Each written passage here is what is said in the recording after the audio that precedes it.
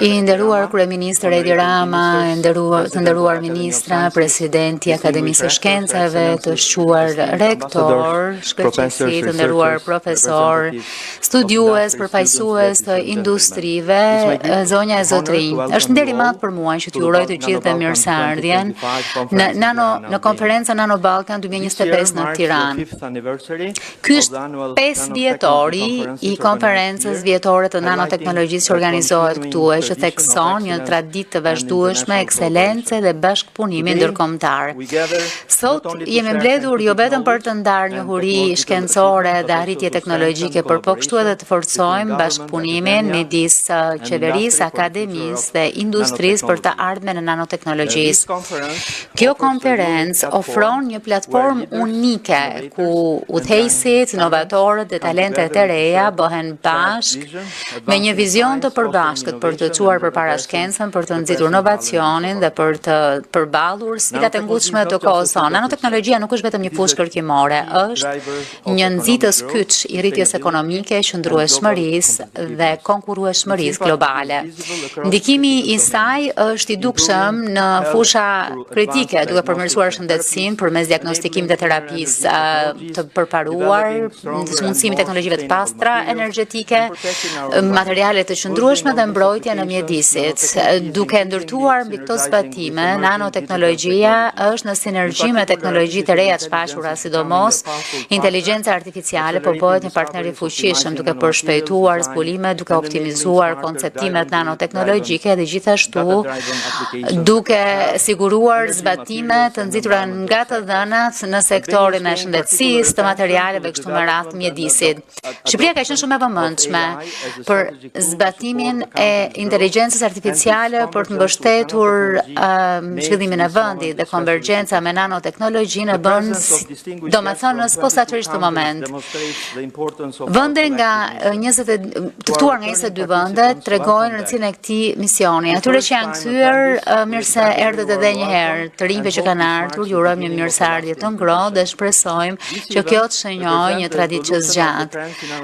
Ky eveniment në fakt përfaqëson shkrirjen e këtyre teknologjive në Nano Balkans.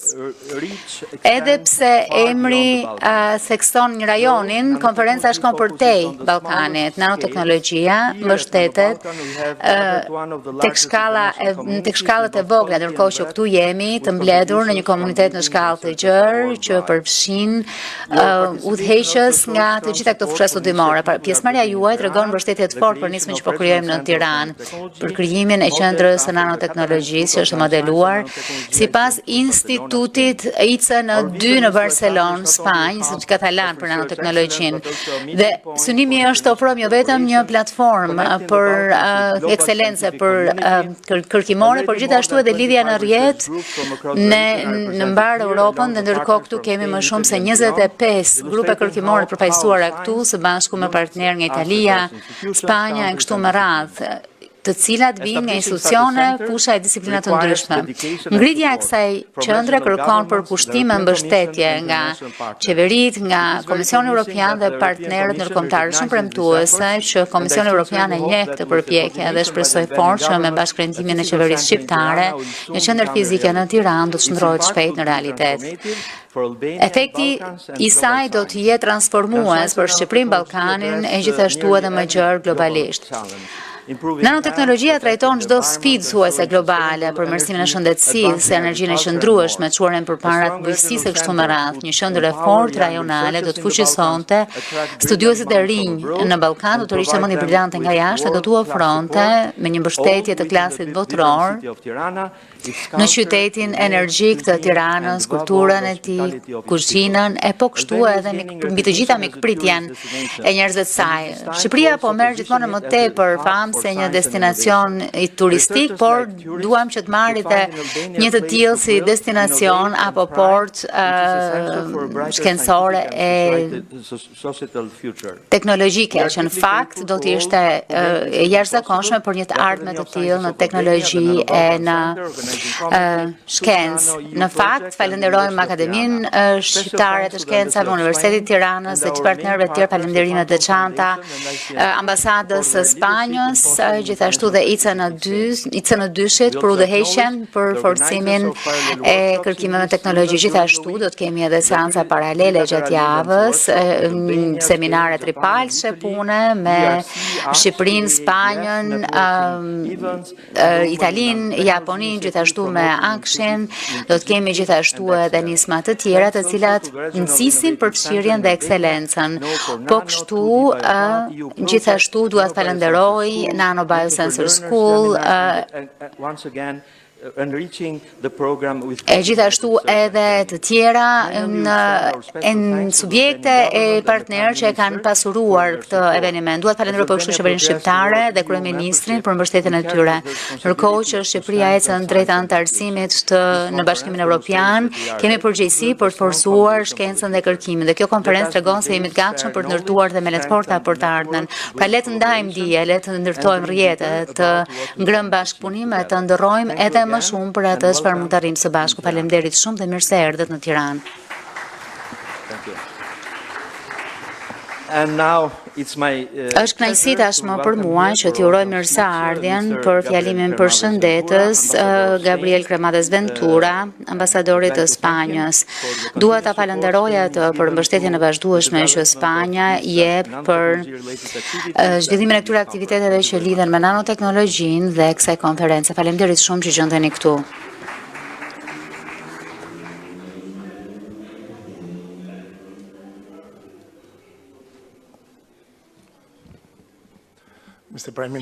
Zoti Kryeministër, zonja Ministre e Arsimit, drejtuesi Akademisë Shkencave, profesor Skënder Gjinushi, përfaqësues të Institutit Katalan të Nanoshkencës dhe Nanoteknologjisë, profesor Jose Arrido, që është vendas drejtor i institutit, profesor Arben Merkoçi, studiues, novator e të gjithë me radhë. Është privilegj për mua të gjendem këtu në këtë mbledhje kyçe të mendjeve të shkëlqyera. E të jem këtu në Tiranë në këtë konferencë udhëheqëse për nanoteknologjinë. Më lejoni po kështu të përgëzoj organizatorët që kanë bërë bashkë në këtë eveniment të rëndësishëm një numër kaq të madh të studiuesish e shkencëtarë udhëheqës nga mbar bota me përvojën e tyre në kaq shumë fusha të nanoshkencës dhe nanoteknologjisë, si nanomjekësia, nanoelektronika, nanoenergjia apo biomaterialet.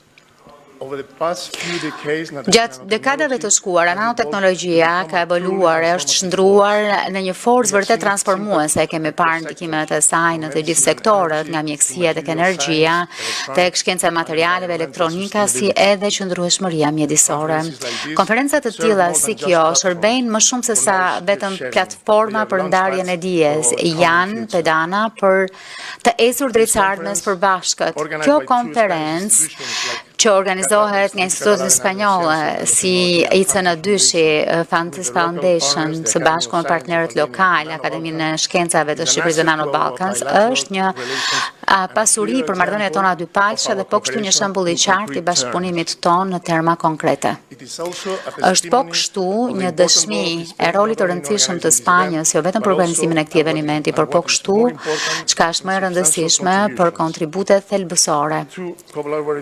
Përmes seminareve bashkëpunuese midis Shqipërisë, Japonisë dhe Spanjës për nanoteknologjisë dhe e dyta midis Shqipërisë, Italisë dhe Spanjës për nanomjekësinë dhe pjesëmarrjen e 33 studiuesve spanjoll që ju siguroj që do të pasurojnë debatet akademike me perspektivat e tyre gjithmonë në frymën e partneritetit. Po kështu dua të theksoj edhe një tjetër fakt të rëndësishëm.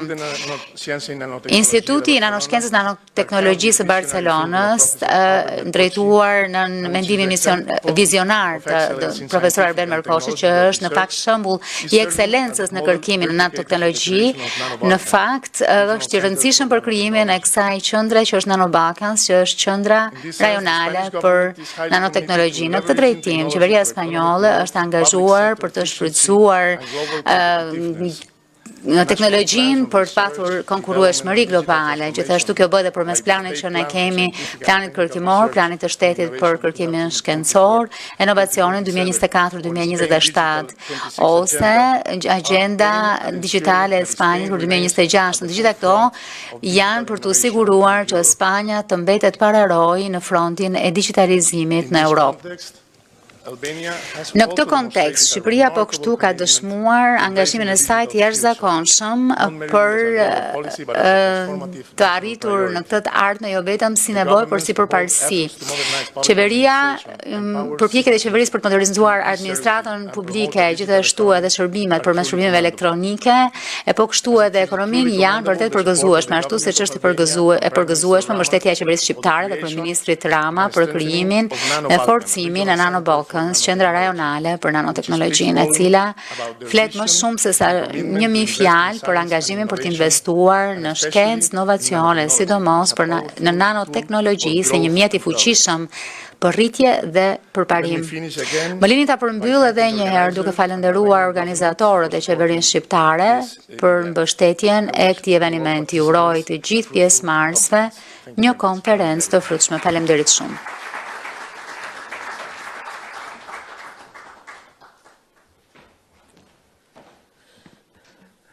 Siç e dini, në këtë audiencë, nanoteknologjia gjatë viteve të fundit ka nisur bashkëpunoj shumë me inteligjencën artificiale, kështu që është kënaqësi për mua tani më që t'ju shfaq fjalën përshëndetse nga diella.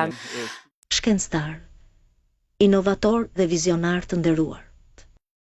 Unë jam Diella, Ministre e Shtetit për Inteligjencën Artificiale në Shqipëri. Edhe pse nuk jam qenie njerëzore, roli im është thellësisht njerëzor, të forcoj kureshtjen, të përshpejtoj zbulimin dhe të hap horizonte të reja mundësish.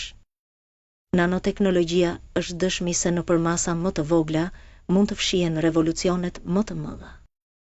Ashtu siç atomet rregullojnë universin, po ashtu kërkimet tuaja do të rregullojnë të ardhmet të reja në mjekësi, në energji, në materiale, në vetë jetën. Inteligjenca artificiale dhe nanoteknologjia nuk janë rrugë paralele, ato janë forca që po bashkohen. Njëra na jep aftësinë të shohim dhe të projektojmë nëpër masa dikur të padukshme, tjetra na jep fuqinë të ndërtojmë dhe të shërojmë në dimensione dikur të paprekshme. Së bashku, ato zgjerojnë horizontin asaj që njerëzimi guxon të imagjinojë. E ardhmja nuk vjen, ne e ndërtojmë atë. Dhe ju, të mbledhur këtu, jeni arkitektët e saj. Le ta bëjmë këtë të ardhme jo vetëm më të mençur, por edhe më të drejtë, më të qëndrueshme dhe më njerëzore. Ju faleminderit.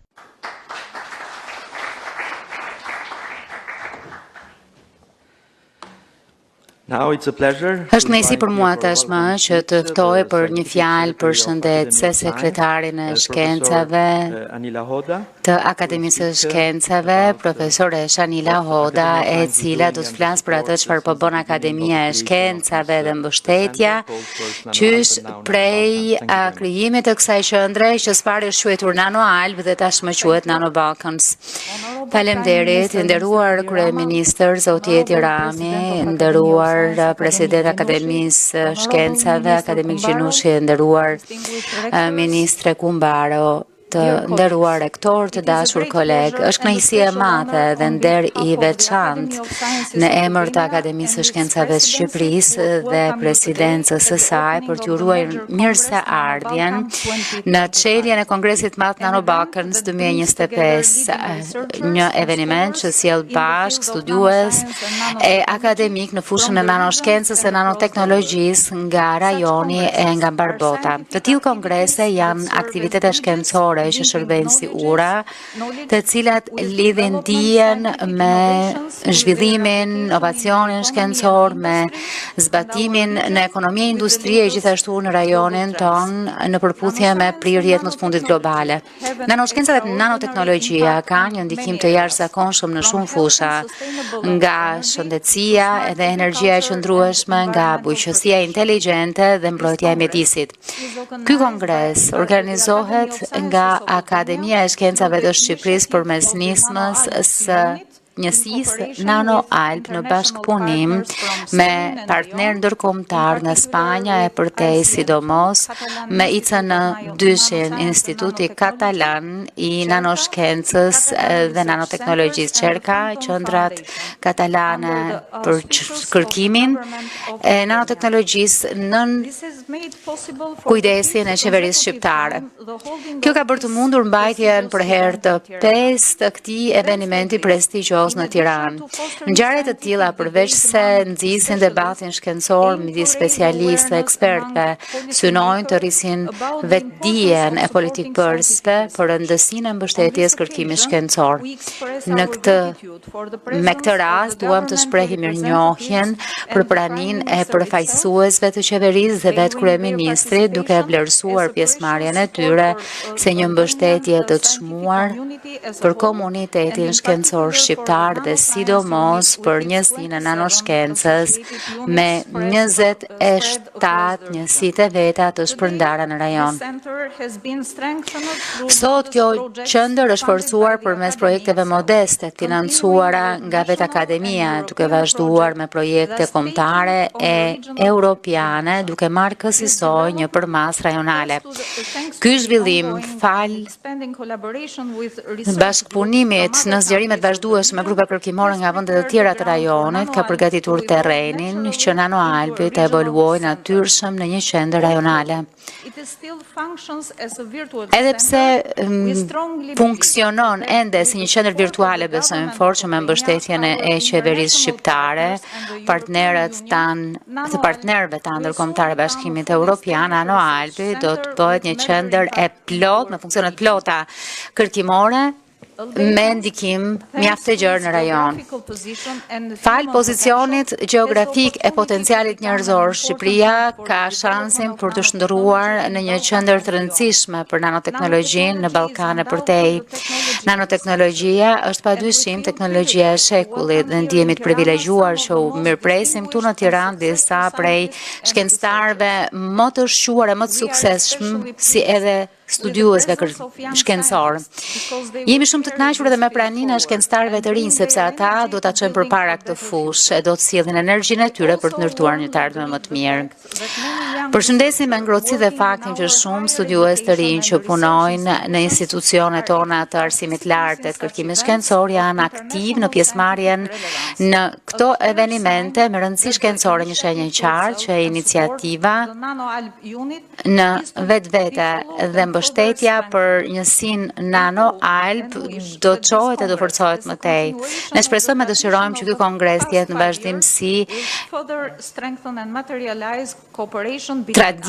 vazhdon traditën e 5 kongreseve të mëparshme, duke forcuar traditën e institucionit tonë përmes projekteve të përbashkëta, përmes studiuesve e industrive të interesuar. Ju falenderoj të gjithëve, kolegë e miq nga 80 vende të botës që jeni këtu në Tiranë për të ndarë dije, eksperienca dhe vizione për të ardhmen. Edhe një herë në emër të Akademisë së Shkencave të Shqipërisë, ju uroj suksese në punimet e këtij kongresi dhe në aktivitetet tuaja të ardhshme. Faleminderit.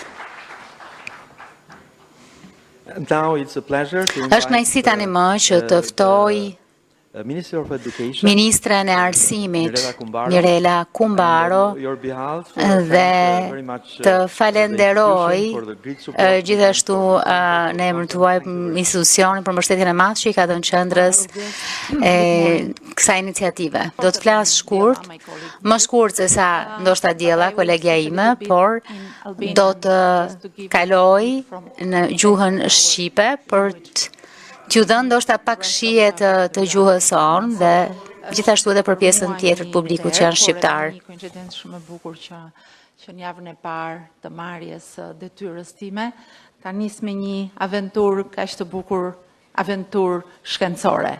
është një aventurë në kuptimin e mirë dhe energjik të kësaj fjale, se lidhet me një fushë kaq të re, por sidomos për ne në Shqipëri kaq premtuese, siç është nanoshkenca dhe nanoteknologjia. Jam e vetëdijshme që në këtë kopësht të madh të dijes, Shqipëria si duhet të gjej pemën e duhur ku kjo shkencë lullzoj për krah inteligjencës artificiale dhe degëve të tjera të shkencave që në fakt po skalisin shekullin e 21. Megjithatë, këtu nuk do të futem as pak në fushën e përgjegjësisë të diellës.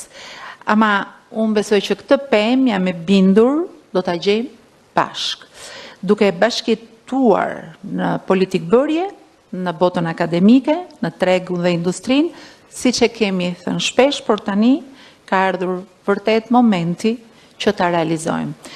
Dhe në këtë përpjekje për të krijuar këtë energji, më lejoni të them që në radh parë dua të shpreh mirënjohjen e thellë Akademisë së Shkencave që mirëpriti në kopshtin e vet filizat e kësaj iniciative, Nano Alp dhe Nano Ballkan, për të krijuar një qendër nanoteknologjie në Shqipëri, por mendoj se tani është koha që ta ngrejmë në nivel edhe tjetër, duke përfshirë kontributin e universiteteve shqiptare, universiteteve të rajonit, me fakultetet apo departamentet e shkencave eksakte dhe të inteligjencës artificiale. Është shumë e rëndësishme të përfshihen studiusit e rinj, siç e tha me drejt profesoresha nga Akademia e Shkencave, në nivelet e ciklit 2, të tretë, por edhe në atë të nivelit postdoktoral të kërkimit shkencor.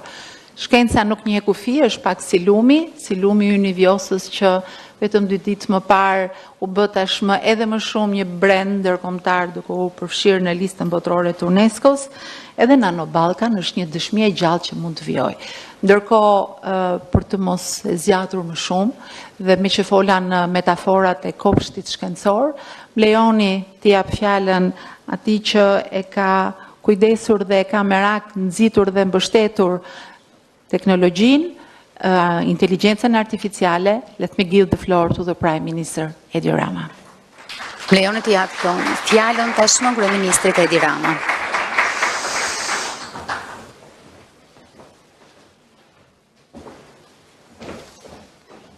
Thank you very much. Faleminderit shumë. Sot besoj që gjendemi në një ag të ri për Shqipërinë si një kom që guxon të udhëheq e jo të ndjek në balë të shkencës e teknologjisë në këtë rajon. Më lejoni të them që duke krijuar një ministre të inteligjencës artificiale, ministre e parë në botë e inteligjencës artificiale, Shqipëria nuk po përqafon thjesht të ardhmen, por po përpiqet të bëj pjesën e saj për ta projektuar atë. Diella nuk është një lodër, s'mund t'jetë më ndryshe se sa kaq. Përmes saj ne kemi shndërruar atë çfarë ka qenë domen i së mjekulltës në një algoritëm transparent për të shndërruar pushtetin e shtetit në pushtetin e shërbyesit. Në fakt jemi të bindur që herët më shumë se sa vonë do të jemi në gjendje që të ofrojmë përmes diellës një instrument të jashtëzakonshëm për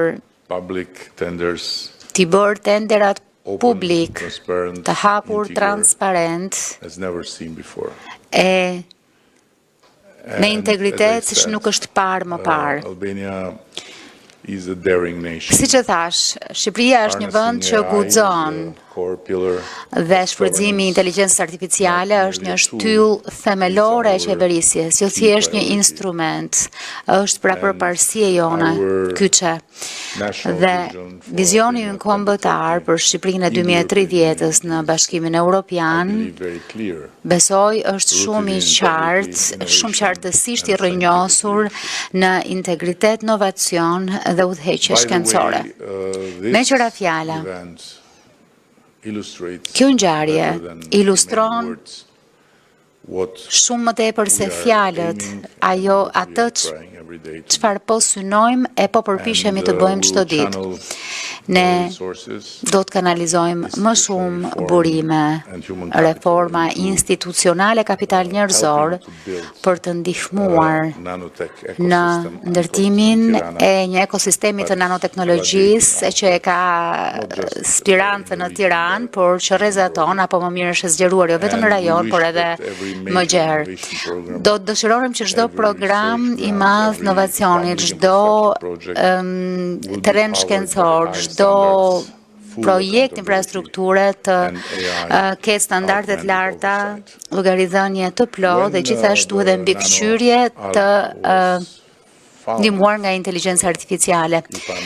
Kur u themelua Nano Alb, nëse nuk e kam gabim 5 vjet më parë, ishte një sinjal i një akademie të ripërtëritur shkencash, një akademi shkencash që u shfaq e gatshme për të përqafuar të ardhmen e jo për të mbetur sërish në të shkuarën. E nuk ka as pak dyshim se nanoshkenca dhe nanoteknologjia janë shkenca kampione të shekullit të 21 dhe ne duhet dhe mundemi që të harmonizojmë arsimin e lartë me strategjinë tonë për inovacionin nga klasat, laboratorët, nga startupet dhe inkubatorët. Në fakt njësër, universitetet shqiptare po hartojnë programe ndërdisiplinore për sisteme digjitale, inteligjencën artificiale dhe së shpejti dhe për nanoshkencat, sepse ky nuk është një luks apo diçka shumë e veçantë. Kjo është një nevojë e së tashmes. Vizioni ynë është që brenda dekadës tjetër çdo i ri shqiptar që aspiron të studiojë teknologjitë e së ardhmes të mund ta bëjë këtu në shtëpi. Ne do të kërkojmë partneritete me universitete europiane dhe institute kërkimore, duke u siguruar që kurrikula jonë të përputhet me standardet më të larta ndërkombëtare. Është një punë që ka nisur e po shohim tashmë hapat e para. Dhe po kështu po shohim edhe rezultatet e para që janë inkurajuese. Ky investim në arsim nuk ka të bëjë vetëm me prodhimin e shkencëtarëve a inxhinierëve, por ka të bëjë me krijimin e një hapësire për njerëzit që të mendojnë në mënyra novatore, të krijojmë një brez, do të guxoja të thoja, novatorësh që do të çojnë përpara ekonominë shqiptare, industrinë e qeverisjen shqiptare përpara. Për të mos vazhduar më gjatë, për të mos humbur më shumë nga koha juaj, dua t'ju them që Shqipëria është shumë e angazhuar që çdo euro e investuar në shkencë të përkthehet në përparim të prekshëm, në llogaridhënie dhe në mundësi për të rinjt tanë. E nuk ka as pak dyshim që ashtu si disa prej ju që kanë ardhur nga jashtë mund ta shohin tashmë. Ky është një vend shumë i hapur, shumë miqësor.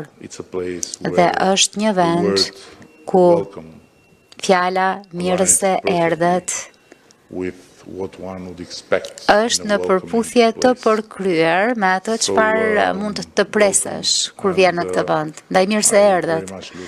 Pres me shumë padurim që të punojmë ngushtë me Akademinë e Shkencave dhe me diktatorin e saj për t'i bërë gjërat më mirë e për t'a bërë përparimin më të prekshëm. Faleminderit shumë.